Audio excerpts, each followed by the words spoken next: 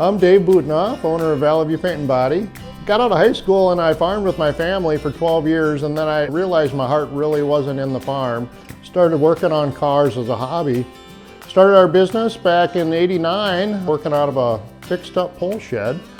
In '96, we built a new shop on the family farm, and my wife, she left her job of 10 years, and the two of us, Chris and I, we built the shop in Lewiston, and we moved in February of 2001, and we've been here ever since.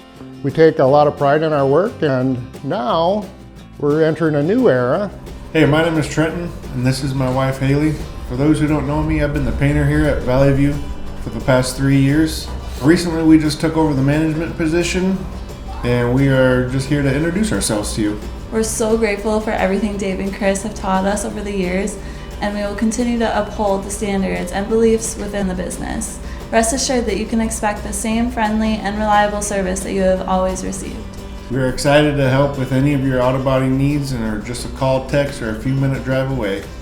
They're taking over as managers of the shop, and I'm stepping back a little bit, but I'm still the owner and still involved, just not here every day.